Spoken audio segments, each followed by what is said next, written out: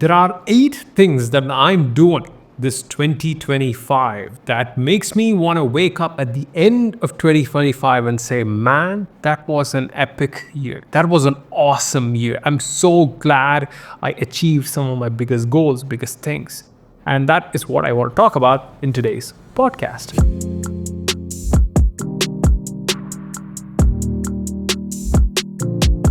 Alright folksies, welcome to the Sketchbook Podcast, where I talk about these artsy little things about art, creativity, life, business. I'm a dude who makes art and I'm just sharing what I know on the internet, just like everybody else.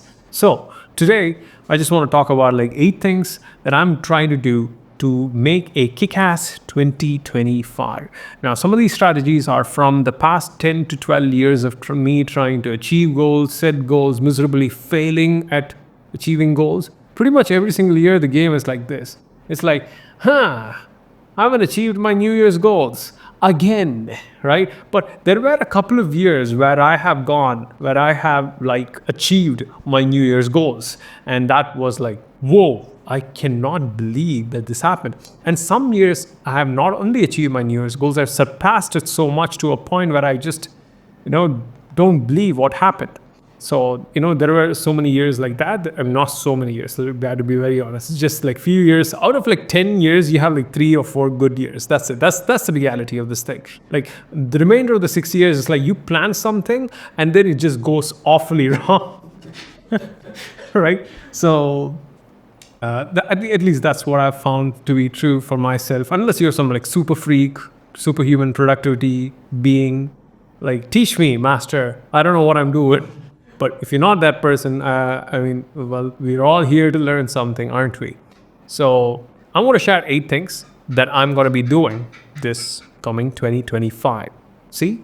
Do you hear that? The lizard says yes. There's a lizard in my room and it said yes right now. Let's bring it, right? That's what he said. So 8 things. First of all, the first thing is nothing big. It's just a common thing. The first thing, let's quickly get it out of the way, which is to basically review your past year. And the way you review your past year is by doing and asking a couple of questions to yourself. Here are some questions that I try to ask myself. One is, what were the goals that I set for myself at the start of the year? How did it go? What went well? What didn't go well? Why did you succeed? Why did you fail? What did you know from trying to go through and achieve what did you know from trying to achieve these goals, and what did you actually learn? Because knowing is different, learning is different. Learning in my definition is change in behavior. I know about a lot of things, but there is no change in my behavior and reality. I know certain things, but I don't deeply understand it enough to a point where there is a change in my behaviors. For example, let me give you an example, right? Exercise is good for you, but you don't do it. Right? So therefore, you have not learned that exercise is good for you because there is no change in behavior because you're not doing the exercise that is actually good for you. Right? Or exercise is good for you and you should be doing it, but you're not doing it. Maybe that's how you need to sort of make it. Right? So these are some questions that I try to ask myself, and I started doing this pretty early. Right? I started doing this at November, end of November. You don't wait till Jan. You do it at the end of November because, you have to be ready on Jan 1st. You don't do the planning on Jan 1st, folks. You have to be ready. And to sort of give you some context as to say what happened personally for myself, I did not achieve the goals that I set for myself this year. Well, Kesh, how dare you make this little podcast now? I make this podcast because I've failed. And I failed because of very specific reasons. And I think I've learned more from that failure than if I had succeeded. Because there were some major learnings this year. Me constantly trying, it was a lot. It was just doing and testing. Oh, I had this fantastic comment on Instagram on a very hardcore fitness person. He said, don't use the word try. And you replace it with the word commit and test. So that's what I did. I tested a lot of things. I committed to a lot of things and I tested a lot of things, but it didn't work. But thankfully, some things are actually working and I'm happy about it. I think we're going to end this year though. The next 2 weeks is going to be pretty killer. We're going to end this year on a very awesome note. because we are finally launching something that was in the back burner for almost a year and a half. So yeah, some things just takes longer than you expect. So I would ask myself, these questions, get myself like a review. And the whole point of the review is to sort of learn some lessons and like have some takeaways and create a not to do list. The not to do list is very simple. Don't do this thing again or you will definitely fail. That's a not to do list. And that's what I have this particular year. And my not to do list this year is this. I used to have a lot of things. Right now, we just have very specific one not to do thing for this year. We're still in point number 1, which is only do 3 things. Just 3 things. That's it. For the entire year, you only do 3 major things. This comes from the quote, most people underestimate. No, it goes like this. Most people overestimate what they can do in a year and underestimate what they can do in a decade. Right? And it goes in a lot of ways. You can also, there are many versions of the quote where it goes like, most people overestimate what they can do in a month and underestimate what they can do in a year. So it depends on the frame of thinking you come from. But for me, I severely overestimated so many times what I can do in a single year. And what I've learned from past experiences is this. You can probably do 3 large things, 3 to 5 large things. And here's how I'm going about it. So that's where we come to point number 2. Reviewed my year and I took away a major lesson, which is just do freaking 3 things, man. That's it. It's so simple, right? And the second point is this, which is what are your 3 big North Stars? That is what I'm asking myself. The next question I'm asking myself is, what are 3 major things that I would be happy with having completed at the end of 2025? And I'm asking myself this question. And the way I do this particular exercise is very simple. I list out all the things that I want to do on that given year, right? And I divide it into 2 categories. One is work and one is personal, right? That's how I see my life. Work category has a couple of buckets. One is YouTube, one is teaching, one is projects, right? Art projects. What are personal art projects that I'm doing? Personal categories are fitness. Right now is a recently new one, which is relationships. It used to be single for a very long time. Then I got into a relationship, and then apparently you have to work on your marriage to be happily married. So, right. What are some things like relationships? And 6th one, this is important for me, which is family, right? My parents are old. My grandma is very old. She's 70, 75, 76 or 75. She's old. She can't walk anymore. She's, if she can't walk anymore, isn't she can literally crawl around things with her cane. And,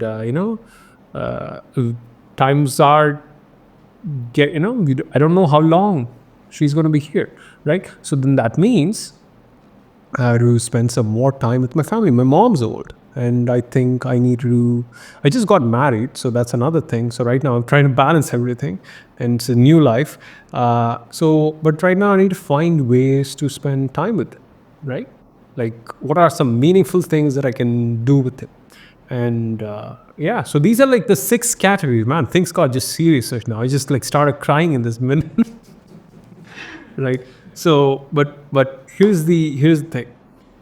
These are my categories in life. There are other categories that I can obviously have. I do have habits. Habits is a thing, but I wouldn't put it as a category. It's just life in general. Right? So once I list down all the things I want to do in each of these categories, I would have a list which contains 2 or 3 things per life bucket, right? Or life categories. And then you ask yourself this very specific question. This is my favorite question. What is the one thing that you could do in this category such that by doing it, everything else becomes easier or completely unnecessary? Let me sort of put that question again. It's very, very important. What is the one thing that you could do such that by doing it, everything else becomes easier or unnecessary. And then you have like 6 things. And those are my North Stars, right? For work and for business. I would want to do more. I genuinely want to do more, but it's not going to happen this year. Because here's another lesson that I've learned in this year: desire. The more desire you have, the more want you have for a lot of things, the less you will accomplish. The more desire you have to achieve a lot of things, the less you will accomplish. And in fact, you won't even accomplish the most important thing that you want to accomplish. That I've heard about the downsides of having more desire in your life. Like, people often say you shouldn't desire much, right? Especially in Eastern religions. That's where I'm from, India, right? You have a religious teaching of wanting less or desire to desire less. Obviously, there's like the entire spectrum of having no desires whatsoever to a point where you suffer and everybody around you suffer, and it's just pointless suffering. That's not what I'm talking about. I'm talking about just wanting more and more without any sort of what do you say, ceiling or a cap. Like, I want to do this, I want to do that, I want to do this. That's the kind of person who I am. Like, I want to do a lot, right? But in the last year, what happened was this: I noticed that me wanting these other small things actually ate away the main thing that I actually wanted to achieve. And that was a hard pill to swallow. And that was a hard thing to realize and understand. And that's when I went. That's what I learned. Man, this is what you need to do. You really need to curb your desire and want less. And guess what? You can desire more. You can want more, but know that it comes at a cost. It comes at a cost of your main things. Do you want that? And the answer for myself was like, I don't want that, man. Cool. Then you know what to do. It was such a rude awakening when that happened. And yeah, that's when I realized, man, gotta have 3 big things: work, 3 big things, life. In fact, I would say even that is too big. Like for example, like my relationship things are not as big as, say, my work things. Like for relationship things can be as simple as like having a date night every week, having some sort of like an adventure every 2 months with your wife.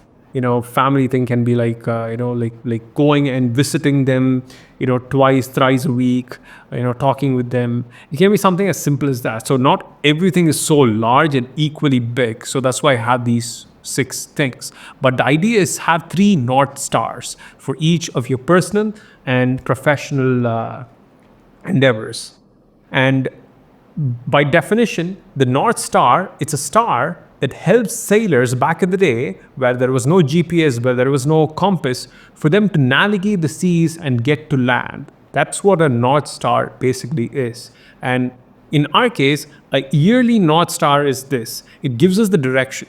It gives us the direction in which we want to go in life. It doesn't have to be perfect. It doesn't have to be, completely defined. It needs to be something, right? It just needs to give you a direction.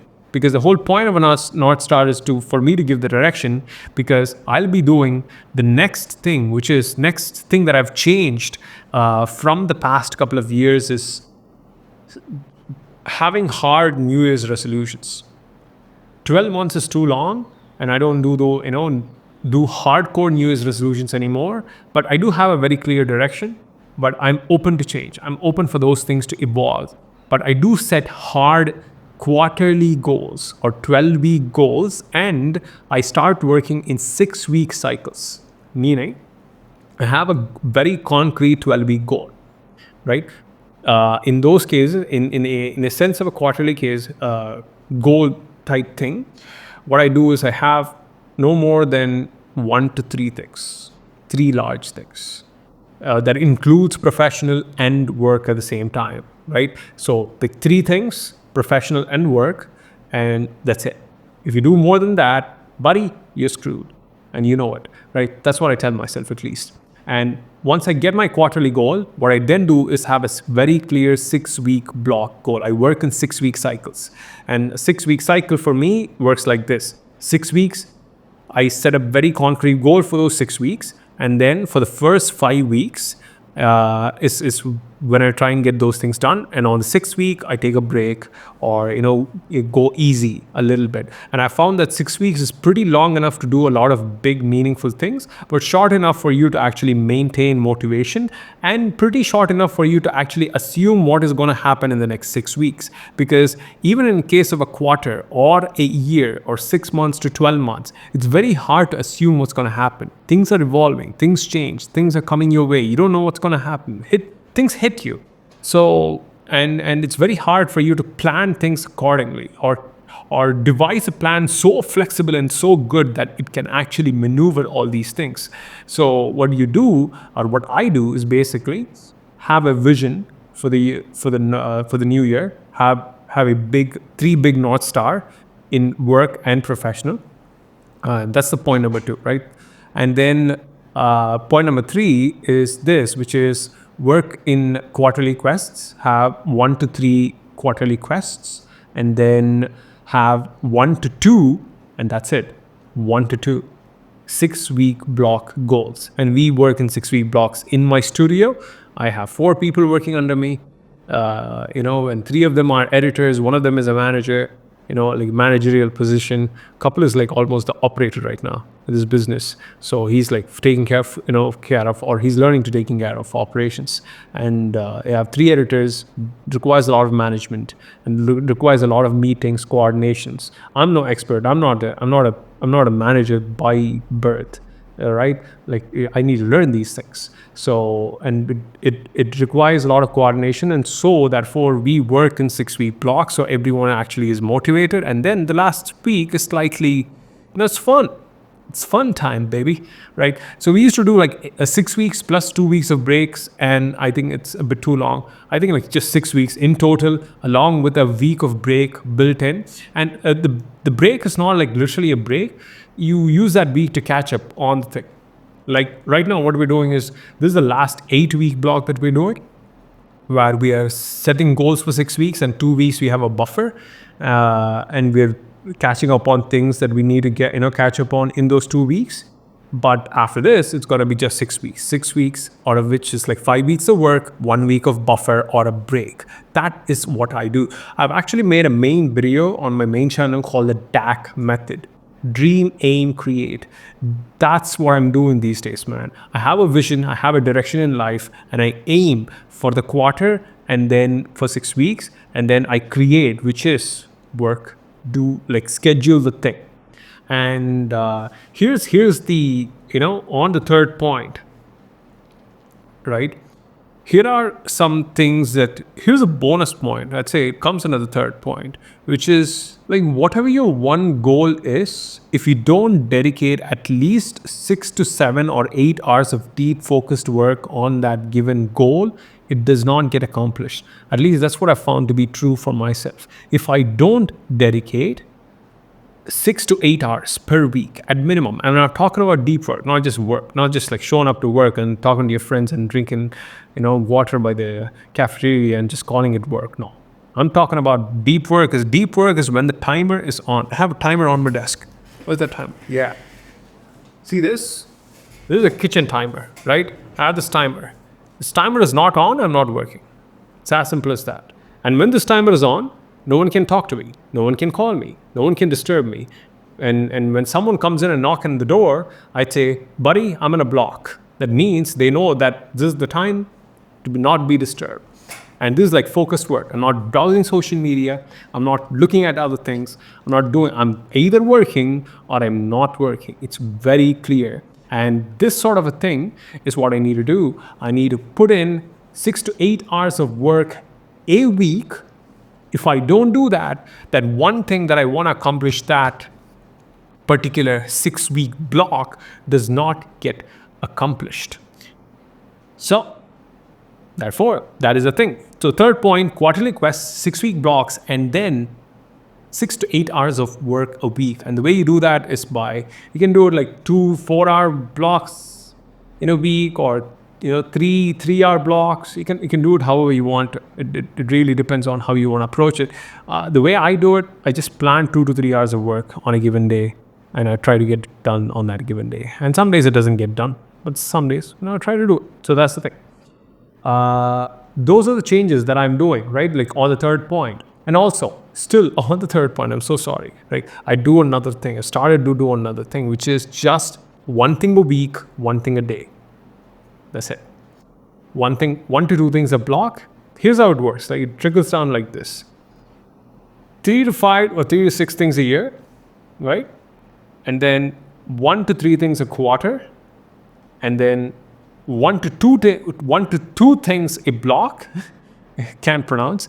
And then finally, one thing a week and one thing a day.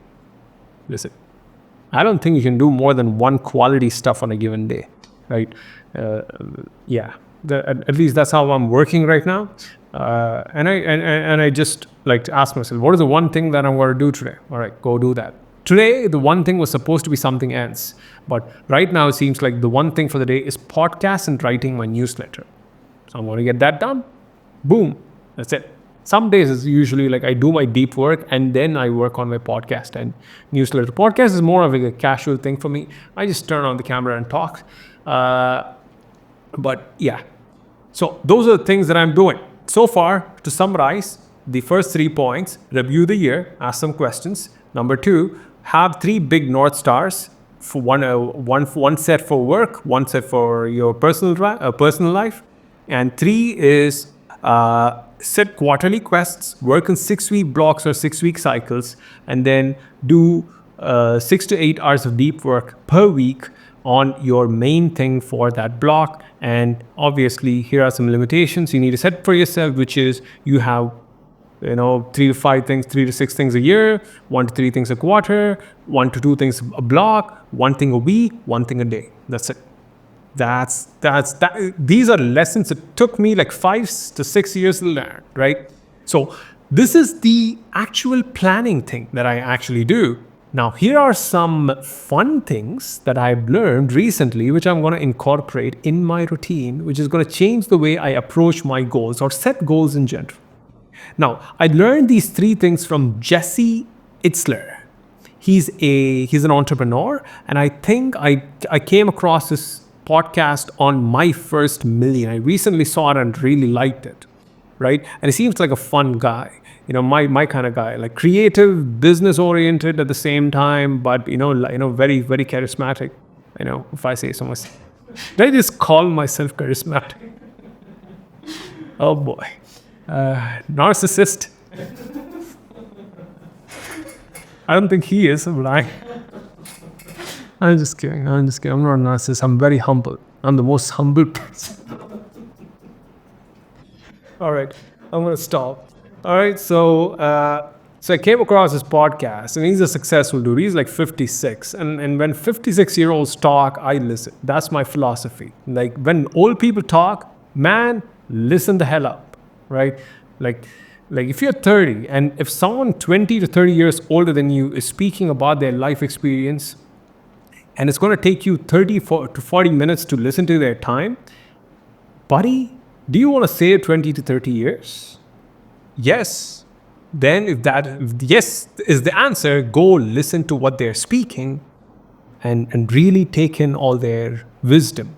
If you want to save that time, that's how you learn, and that's how you get better. You learn through other people's experiences, right? So when I was listening to this podcast, he was laying out how he plans this year, which is very similar to what I'm doing, but it has some very beautiful questions or philosophies that I want to incorporate. So the 4th thing that I'm changing this year in terms of having to plan my coming year and having an awesome 2025 is asking myself, what is my Misogi? Misogi, as in, what is my life-defining thing, or it's not life-defining, a year-defining thing that I want to do this year? What is my one Misogi? And the cool thing about a Misogi is just it's one Misogi. And Misogi, for what people, if you're wondering what the hell is a Misogi, it seems Japanese, and you're right, it is Japanese. And I asked ChatGPT what is a misogi. Misogi apparently is a Japanese practice rooted in Shinto tradition, typically associated with a physical or spiritual purification. And basically, it's a transformative. Why can't I pronounce words? It's a transformative experience, right? That people have, that people go through. And for example, they do some sort of a grueling physical feat, like a marathon and a hiking a long trail, or in our case, it can be taking some sort of doing something physical or doing some sort of a a creative challenge. For example, one of my misogis of 2017 was I did a daily drawing challenge where I drew every day for 100 days. And then I did that for the next 5 years. I'm still doing it. But right now, the last 2 years, I've not properly did the 100 Days of Kitchen Challenge because I just draw and I'm not drawing for the challenge very specifically, but I'm just drawing, right? So it was not like properly 100 straight days. So, but right now, that's my misogi. That was my misogi then. And one of the misogis of 2022 was I completed drawing camp, which was one of the biggest projects I've ever done. The misogi of 2023 was I created a 50 freaking page comic book. That was a misogi for the year. And misogi of 2024, right? What did I do this year? I got married. Made the relationship work. That's a misogi right there. So if you don't think that is hard, well, right, give it a try. Give it a try. So that's my misogi, right? So basically, what Jesse said was, "What's your misogi? Have a misogi for the year. It doesn't have to be concrete. It can come later on. You just be open to yourself and ask yourself, what's going to be the misogi of the year? And I don't have a misogi for the year yet. I think Draw Daily 365 is going to be my misogi, right? And I think it is Draw Daily 365. And if you don't know what that is, make sure you go and sign up for the wait list and know what that is. And I think Draw Daily 365 is going to be the one big thing for the year.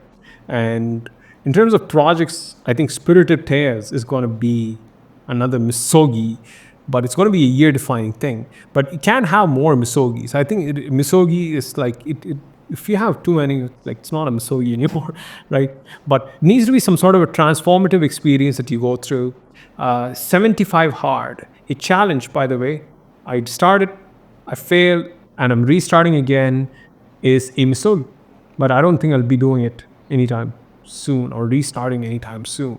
But man, the 12 or 14 days that I did do it, I learned a lot, right? So that was my misogi.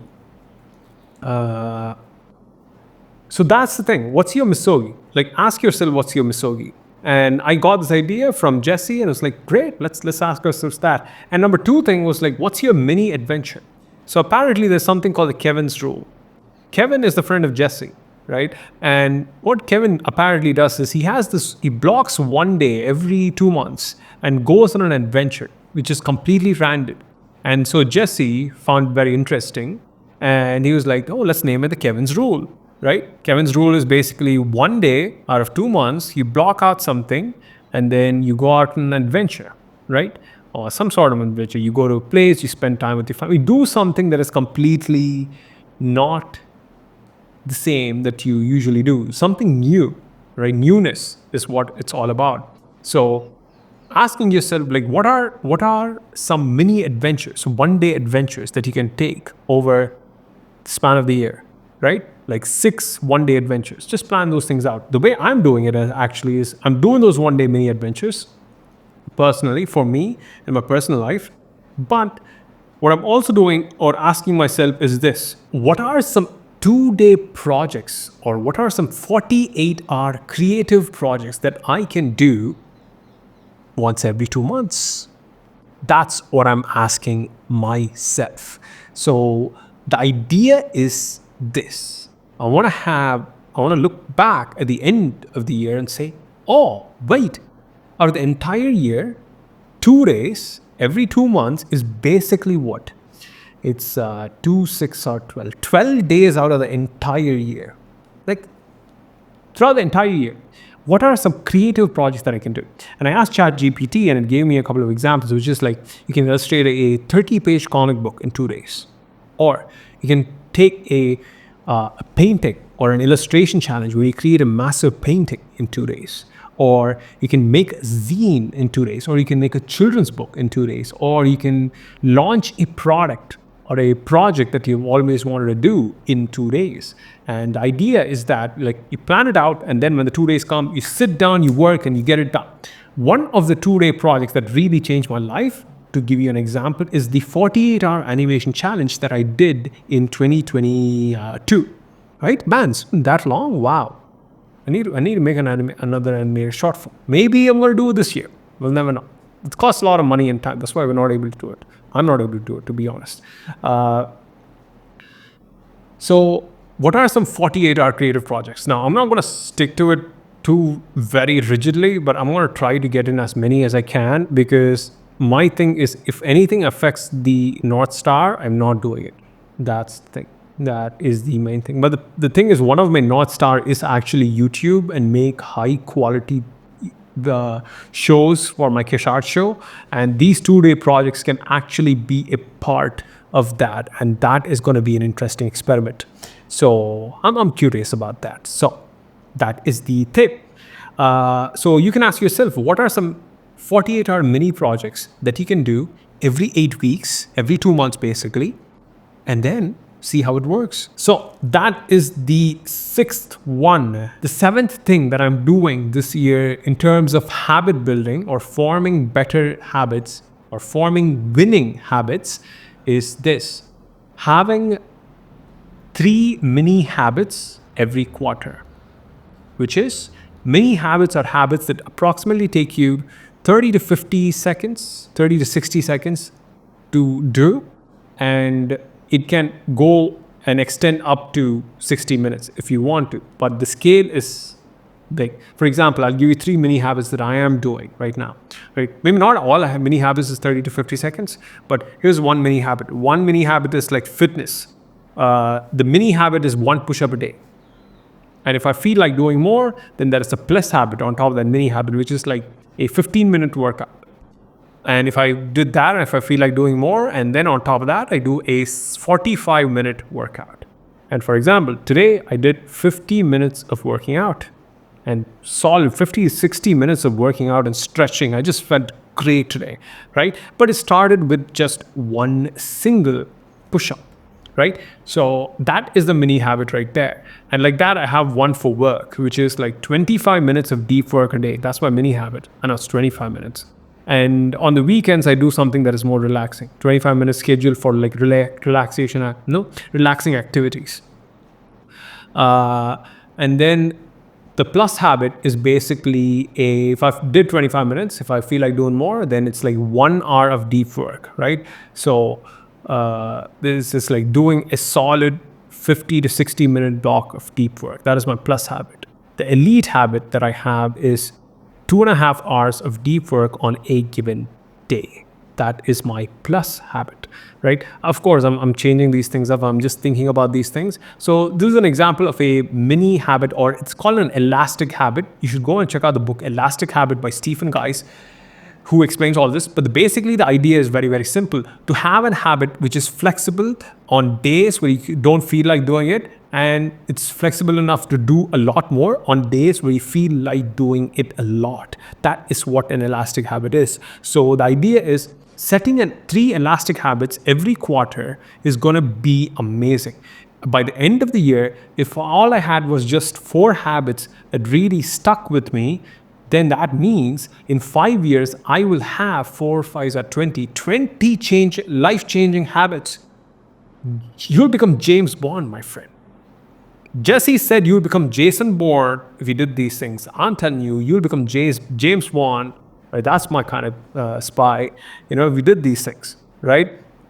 So that's the thing that I'm doing here. Because if you look at it, if you apply all these first 7 things, in 5 years, when you look back at things, you would have achieved 3 5s are 15, which is 3 large goals per year, 15 large goals in 5 years, and then 5 misogis right? Maybe it's part of your large goals or it's separate, but 5 Misogis, which is like life year defining activities that you have done, you would have had 30 mini adventures, right? 30 mini adventures. And if you did the two-day project things, you would have 30 mini projects.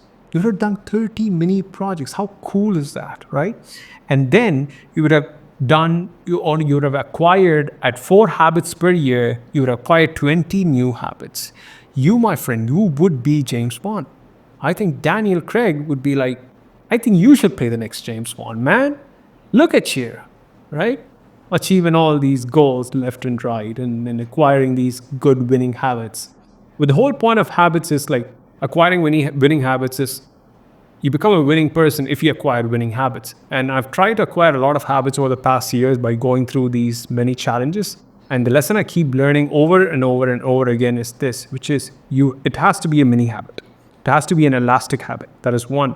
And number two, you cannot do more than 3 elastic habits at the same time. That is number two. And three, if you're doing a large habit, such as say it's like 45 minutes of working out daily, then that means you can just do one at a time. If you're not already doing it. For example, I did 75 hard for like 14 days or so. It became easy actually. Like if I had to be very honest, by like the 10th or 12th day, it became so easy.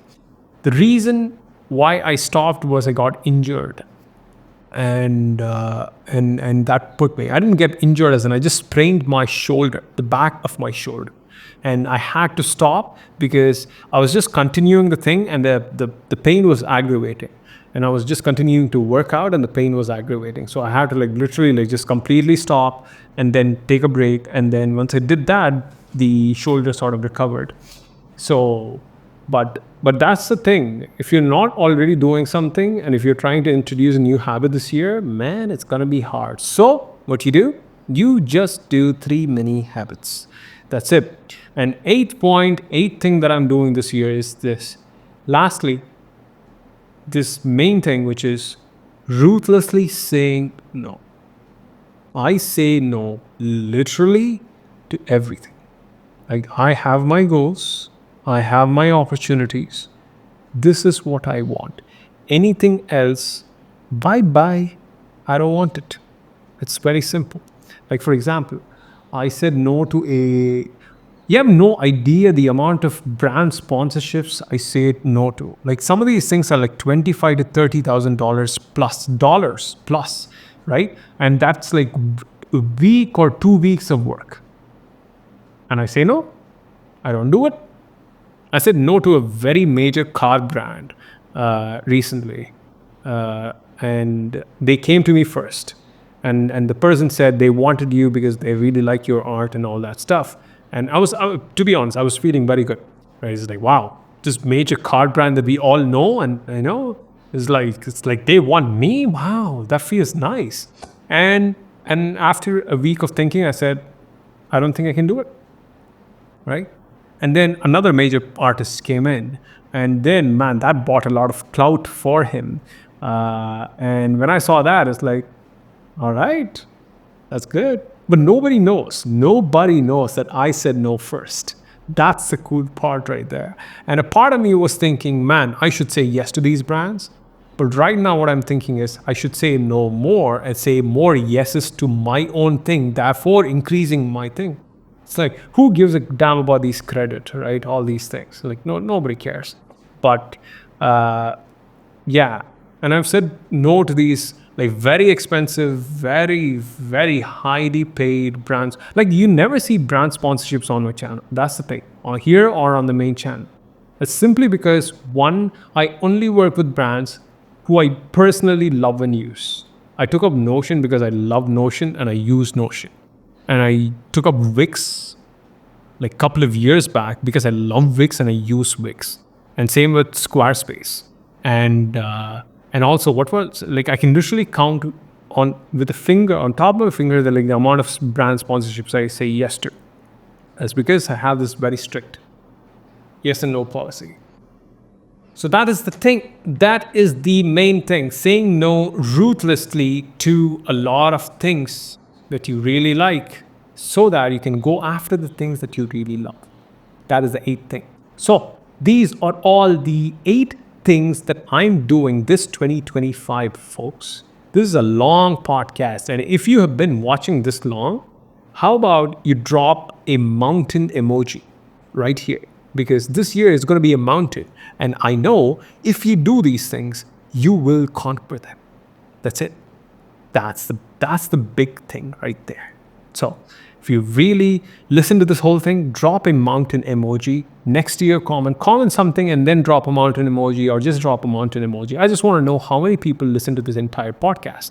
And I would be very happy if you did it so that I know people are actually getting value out of this. And even if nobody's listening, I would just still be doing this thing because I love doing this thing. That's the person who I am. I do this podcast because I love this thing. And that's so cool, right? Doing things for yourself, right? What are some things that you can do for yourself that, that you really are into, but nobody cares about? Start doing those things this year, right? Start doing those things. Put them as part of your goals. So those are the things, folks. I hope this was helpful. This is what I'm doing. And I'll see you guys again on the next week's podcast.